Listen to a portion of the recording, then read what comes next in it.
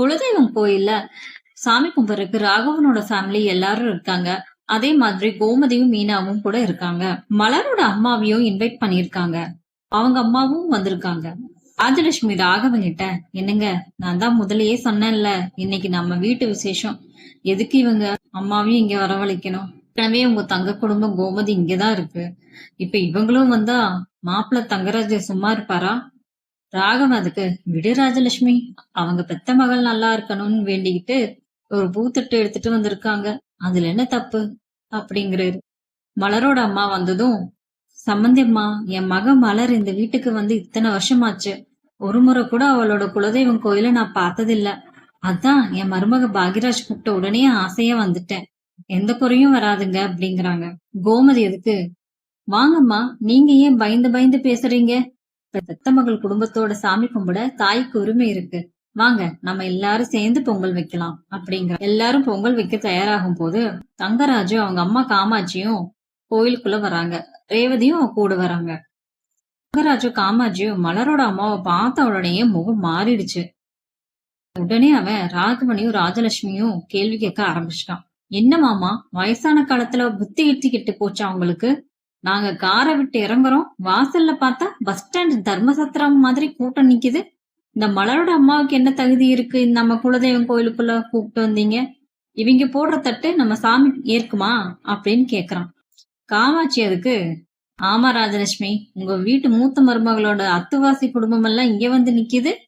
உங்க வீட்டுக்கு வந்திருக்கிற அந்த கோமதி குடும்பம் தங்கி இருக்கிறது பத்தாதுன்னு இப்ப இவங்களையும் கூட்டிகிட்டு வந்து எங்க குடும்ப கௌரவத்தை தெருவில் நிறுத்திட்டீங்க அப்படிங்கிறா. ராகவன் உடனே, மாப்பிள்ள, அவங்க பெத்த மகள் நல்லா இருக்கணும்னு ஆசையா வந்திருக்காங்க, கொஞ்சம் அமைதியா இருங்க மாப்பிள்ள அப்படிங்கிறான். தங்கராஜ் உடனே, வாய மூடுங்க மாமா, மாப்பிள்ள மாப்பிள்ளன்னு கூப்பிட்டா மட்டும் தெரியுது, ஆனா ஒரு மாப்பிள்ளைக்கு என்ன கௌரவம் கொடுக்கணும்னு உங்களுக்கு தெரியல. உங்க மகளை கட்டிக்கிட்டு நான் கோடி கோடியா சம்பாதிச்சு ராஜா மாதிரி வாழ்றேன், ஆனா நீங்க என்னடானா பிச்சைக்கார கூட்டத்தை எல்லாம் எனக்கு சரிசமமா நிப்பாட்டி வைக்கிறீங்க. ராஜலட்சுமி பயந்து போய், மாப்பிள்ள, அது வந்து பாக்கியராஜ் தான் கூப்பிட்டான் அப்படிங்கிறாங்க. தங்கராஜ் உடனே, நீங்க கொஞ்சம் சும்மா இருங்க அத்தை, உங்களுக்கும் சேர்த்துதான் கேக்குறேன், இந்த வீட்டுக்கு நீங்க தான் இன்னும் எஜமானியா இருக்கீங்களா இல்லையா? இல்ல உங்க வீட்டு மருமகளுங்க சொல்ற பேச்சுக்கு ஆடுற பொம்மை ஆயிட்டீங்களா? உங்களுக்கெல்லாம் கொஞ்சமாவது கௌரவம் அந்தஸ்து இருக்கா? தெருவுல போற கூட்டத்துக்கெல்லாம் விபூதி பூச இது என்ன பொது கோயிலா? நம்ம குலதெய்வம் கோயிலத்த. இங்க இவங்க நிக்கிற ஒவ்வொரு நிமிஷமும் எனக்கு அவமானம். மலரையும் அவ அம்மாவையும் முதல்ல கழுத்தை புடிச்சு வெளியே தள்ளுங்க, இல்ல நாங்க இப்பவே கிளம்புறோங்கிறான். மலரு, அத்தை, அண்ணா, என் அம்மாவை எதுவும் சொல்லாதீங்க, அவங்க கிட்ட பெரிய வசதி இல்லாம இருக்கலாம், ஆனா மனசுல எந்த கெட்டெண்ணமும் இல்ல.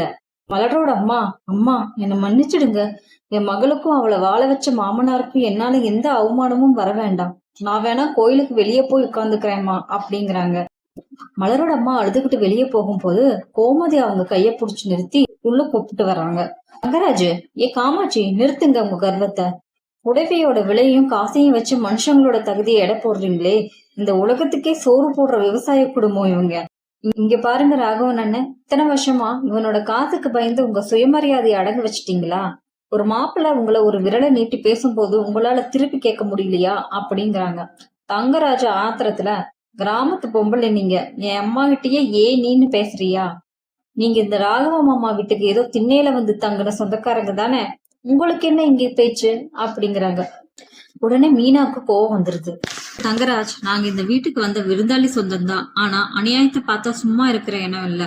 காசு இருக்கிற திமிரில உங்க அம்மாவும் நீங்களும் ஆடுற ஆட்டம், எங்க மாமனாரையும் மாமியாரையும் நீங்க நடத்துற விதம் இன்னைக்கு இந்த சாமியோட சன்னதியில அடங்க போகுது. ஒரு தாயோட கண்ணீரும் பெரியவங்களோட சாபமும் இந்த குடும்பத்தையே சுட்டெரிச்சிடும், ஜாக்கிரதைன்னு சொல்றான். எல்லாரும் மாறி மாறி கத்திட்டு இருக்காங்க. அது வரைக்கும் அமைதியா இருந்த ரேவதி பலமா கத்துறான்.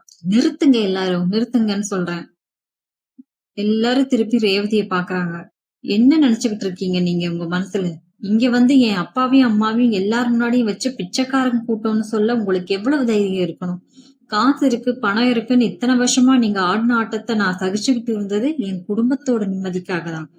ஆனா இன்னைக்கு என் அண்ணியோட பெத்த தாய, ஒரு வயசான அம்மாவை இப்படி அசிங்கப்படுத்தும் போது கூட உங்களை நான் சும்மா விட மாட்டேன்.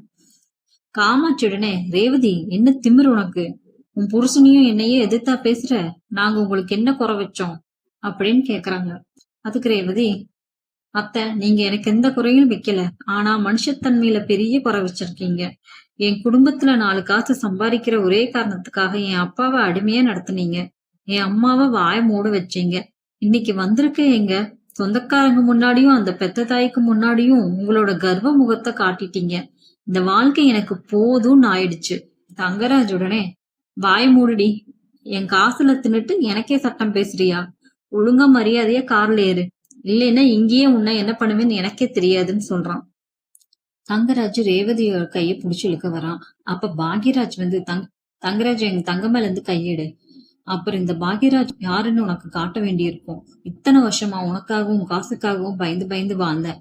ஆனா இன்னைக்கு என்னோட பெத்தவங்களையும் என்னோட வைஃபோட அம்மாவையும் நீ அசிங்கப்படுத்த போது உன்னோட கௌரவம் எல்லாம் காத்துல பறந்துருச்சு. என் தங்கைகளுக்கு நீ யாருடா அப்படிங்கிறான். தங்கராஜ் உடனே பாக்யராஜ அடிக்க வரான். நடுவுல சுரேஷ் வந்து, மிஸ்டர் தங்கராஜ் கைய இறக்குங்க, இது சாமி சந்நிதி.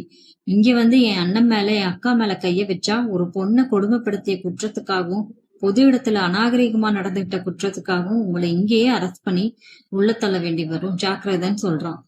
காமாட்சி உடனே, என்ன தம்பி மிரட்டுறீங்களா? நாங்க யாருன்னு தெரியாம பேசுறீங்களா அப்படிங்கிறா. கோமதி உடனே, காமாட்சி நீங்க யார வேணா இருங்க, ஆனா எங்க முன்னாடி உங்க பருப்பு வேகாது. காசு பணமும் கழுத்துல தொங்குற நகையும் ஒரு நாள் கௌரவத்தை தராது. மரியாதையே இங்கிருந்து கிளம்புற வழிய பாருங்கன்னு சொல்றார். தங்கராஜ் உடனே, ரேவதி இன்னைக்கு இவங்க பேச்ச கேட்டுக்கிட்டு நீ இங்கேயே நிக்கிற, வீட்டுக்கு நீ வராம எங்க போற? நானும் பாக்குறேன். வாமா போலாம், இவங்க குடும்ப லட்சணமே இவ்வளவுதான் அப்படின்னு சொல்லி அவங்க அம்மாவோட கிளம்பிடுறான். ரேவதி மலரோட அம்மாட்ட, அம்மா என்ன மன்னிச்சிடுங்கம்மா. என் அன்னைக்கு நீங்க எவ்வளவு பெரிய தாயோ அதே மாதிரிதான் எனக்கும். இன்னைக்கு உங்களை அவங்க பேசின பேச்சுக்கு நான் ரொம்ப வெக்கப்படுறேம்மா. அதாதம்மா, நீ உன் குடும்பத்துக்காகவும் எங்களுக்காகவும் இன்னைக்கு பேசினிய அதுவே போதும், நீ நல்லா இருப்பேன்னு அவங்க சொல்றாங்க. உடனே கோமதி வந்து, பாத்தீங்களா அண்ணே, காசுக்காக ஒருத்தனுக்கு பணிஞ்சு போனா அவன் நம்மளை எப்படி கேவலப்படுத்துவான்னு இன்னைக்கு குலதெய்வம் உங்களுக்கு காட்டிடுச்சு. இனிமேலாவது உங்க வீட்டு மருமகளையும் அவங்களோட சொந்தங்களையும் அன்பா நடத்துங்க. அதுதான் குடும்பத்துக்கு அழகுன்னு சொல்றாங்க.